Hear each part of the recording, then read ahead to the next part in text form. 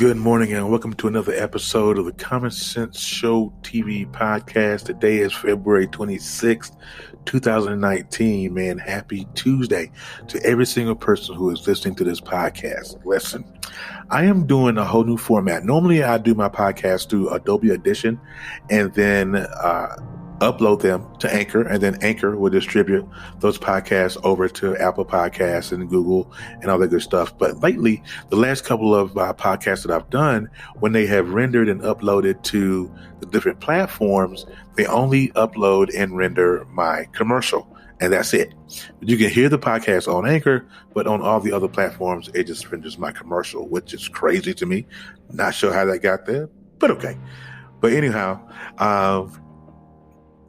so this is what we're going to do, because it's going to give me a time limit on the web, because I'm actually doing it from my PC. So let's get it cracking. I only got a few minutes here. So listen to me. Today is chapter 1, not chapter 1. Today is, I do chapter 1A. I do that because this particular podcast is the second part or the sequel to the Knucklehead Chronicles. So if you guys have listened to the Knucklehead Chronicles, then this is going to be part 2. This is part 2, or Knucklehead Chronicles 2.0. I'll say that. What I'm going to discuss in this particular podcast and then over the next 5 podcasts is how I recovered from what happened in Knucklehead Chronicles. So in order for you to understand what I'm saying in this particular podcast series, you're going to have to listen to at least 3 or 4 of the Knucklehead Chronicles chapters 1 through 10. Now, you don't have to. You can some of my stuff is like a drama, like a soap opera. You just pick up anywhere in the story and then be able to follow along. Maybe you can, maybe you can't. But this is how I'm going to do it. So if you listen to the Knucklehead Chronicles, chapter 1 of my story starts from my birth, and when I started rebelling at 14 and 15, started doing my own thing, having sex, got a girl pregnant at 16 years old, had a baby. Well, I got her pregnant at 15, was a father at 16, and so my story started there, right? So you have to kind of, it's a typical story, right? But you have to follow along, because these are the lessons that I've learned. Okay, and the Knucklehead Chronicles 2.0 is, over the next 5 episodes, is going to be about what I've learned in these particular situations. Now, I did a lot of stuff. So in the Knucklehead Chronicles, you just heard my story and what I did and how I got there and how I got from A to Z. But in the Knucklehead Chronicles 2.0, you're going to hear how I overcame that stuff. Okay. So when I was, and don't get me wrong, all of these particular situations that happened in Knucklehead Chronicles, I didn't overcome them right after they happened. A lot of the stuff that a lot of the stuff that happened in Knucklehead Chronicles up to chapter 10, I just recently recovered from over 5-6 years ago, maybe, and maybe shorter time, maybe 3 or 4 years, but I came to a realization to all of it in stages. And that's how we do. That's how, as men, that's what we're going to do. We're going to figure it all out in stages. We're going to go, okay, I made this mistake. This is how I made that mistake. This is how I did it. Understand that every single issue that you have in your life, there's always a root. There's always a reason why you've gone through it. It just doesn't happen. There's always something that draws or gives you that beginning. That's the beginning of the scab, as I would say. The beginning of the scab. You know how when you get cut, the initial cut, after a while, you don't let it, you don't do anything, and it just kind of festers. And then after a while, it grows over a scab. That's what happens. Life is the same way. You get that first cut, you've been emotionally hurt, burnt, mad at, lied to, manipulated, cheated on, whatever that first cut is. They always say that the first cut is always the deepest, right? So when you get that first cut, and if you don't do anything about it, what happens? You're going to get an infection most of the time, and then it's going to scab over. And then when you are trying to fix your issue, you have to pulling back the scab is where it starts. Pulling back the scabs just don't fall off. I mean, some do, but in order, when you want that thing to heal for real, you're gonna pull that scab back. So you're gonna have to uncover. Catch the analogy. You're gonna have to uncover the pain to heal from it. All right, I'm gonna let that sink in just for a second, right? Because we get the initial cut. I'm gonna use one thing in particular. Let's say you got cheated on. As soon as you found out, that first cut, it cut you deep, because that first cut, like I said, is always the deepest. So you forgave him or her. And so over time, you develop a scab, just like a regular cut, right? And then when you develop that scab, eventually you're gonna want to heal from that, because the relationship that you carry, until you fix it, suffer. Okay? Until you are healed from that, you will suffer. We can fake it, we can make it look good, we can dress it up, put a bow on it, all that good stuff. But if we don't fix it, it's gonna suffer. So when you want to be healed from it completely, you have to pull back that scab. You have to go back and relive that pain again and say, okay, I forgive whoever it was. I forgive her. I forgive him. And move on and give it to them earnestly. You guys know, if you listen to me on any of my social media platforms, I'm always talking about letting go and letting people go. Because it's truth.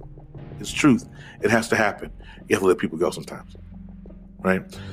So, that first step in healing is to pull back that scab and relive that pain again. It's like, you know what? This is what I did. So that's what happened to me. Okay. Chapter 1 of the Knucklehead chronicles my life when I found out that my father wasn't my real father, and was my bio dad. I'm not gonna say real father. It wasn't my bio dad. And how I went through that whole stage of not being wanted and not, being mad at my mom and all that good stuff. How I overcame that, and how I overcame being a teenage father was come to the realization that it really happened. For a long time, I was in a headspace of, this isn't happening to me. I'm in a dream. I'm gonna pinch myself at any moment now. I'm going to wake up. Not the case. Not the case at all. So how I overcame the fact that my father wasn't my real father, my bio dad.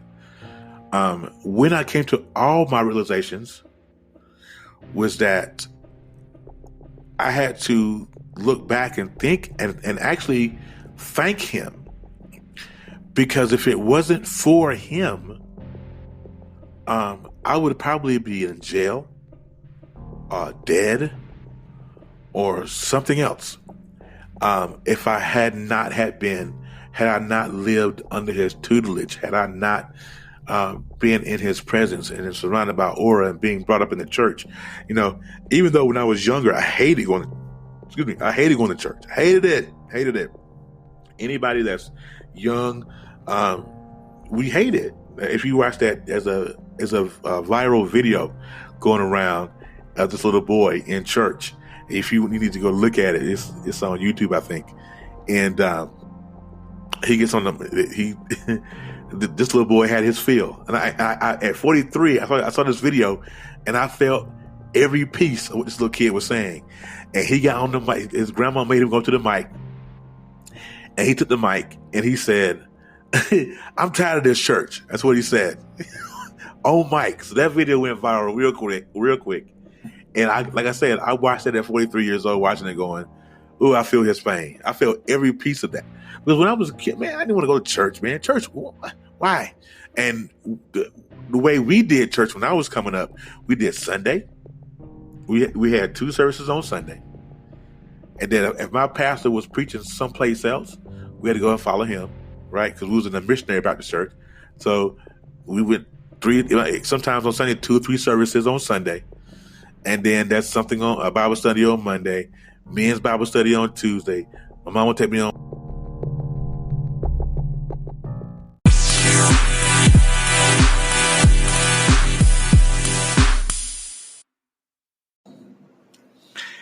What's up, Anchor listeners for the Common Sense Show TV? What's going on, man? Listen, real quick, I just want to ask you a question.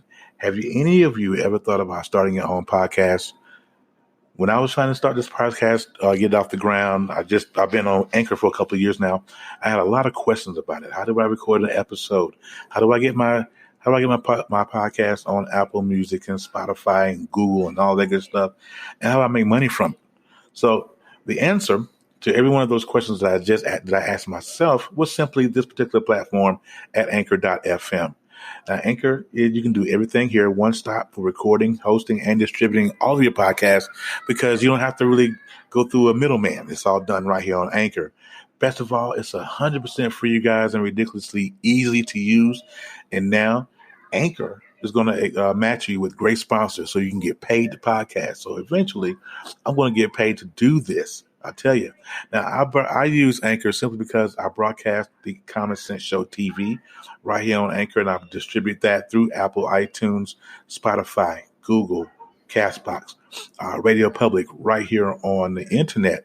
So if you guys want to start a podcast, make money doing it, go to anchor.fm/start. To join me and other podcasters on Anchor and this diverse community of podcasters already using this particular platform. That's anchor.fm/start. I can't wait to hear your podcast.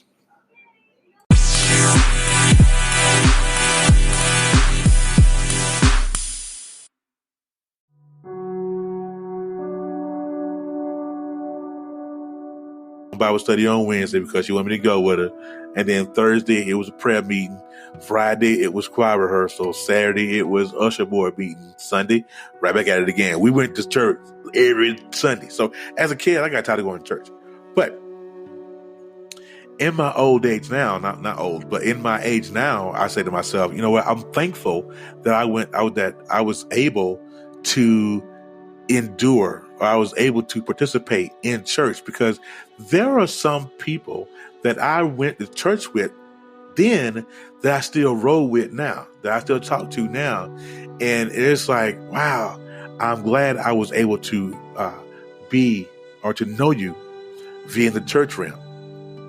So as a kid, I was mad at him because I went to church all the time, but I thanked him. I had to go back and I had to thank him. And this is how it came about with my dad, with Walter and I, was after my mother passed in 2007, we became estranged, me and him. We didn't speak, and it was just really a bad situation.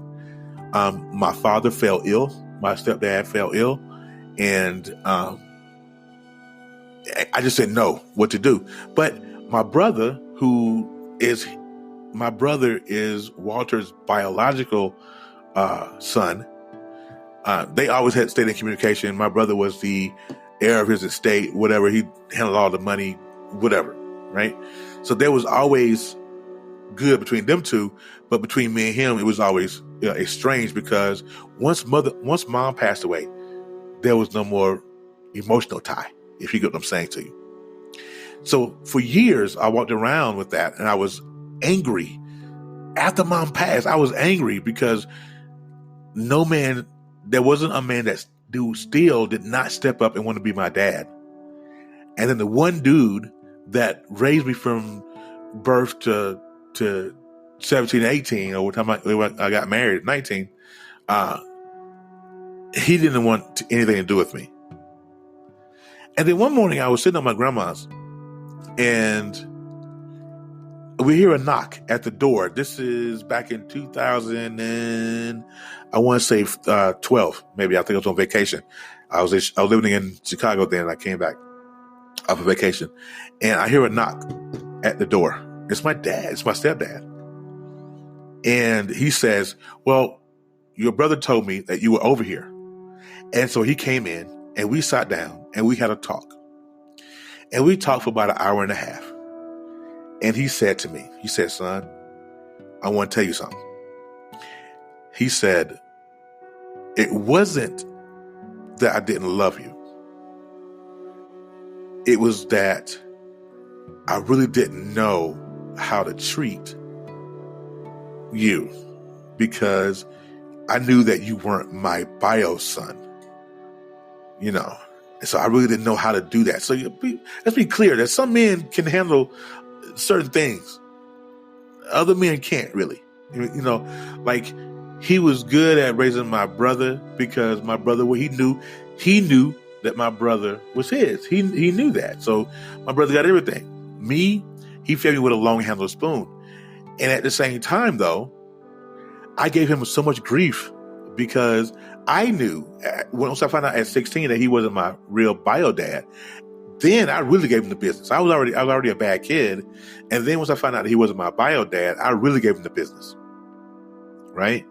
So as we were talking, you know, we both just kind of aired it all out and put it all on the table and said, this is the reason why I dealt with you the way that I did. I said to him, this is the way I dealt with you the way that I did. And one of the things that he said to me at the end of that conversation, he says, okay, now that everything's out on the table, where do we go from here? That was the question. That question is prevalent. And it's important that every man who is listening to this, man, woman, where do we go from here? After you have cleared all of the dead weight, out of all the drama, all the nonsense, you cleared your complete thing. The next question is, always will be, is where do we go from here? So I looked at him. I shedded a tear or two or three or 15. Nonetheless, I said, man, and I remember calling him dad, because even though he wasn't my bio dad, he loved me like his own. He may not have treated me like his own, but I knew that he loved me like his own. Because if I got in trouble, he was there. If somebody was messing with me, he was there. Please know that. But he said, I love you, son. I always have. And he hugged me when we shared an embrace.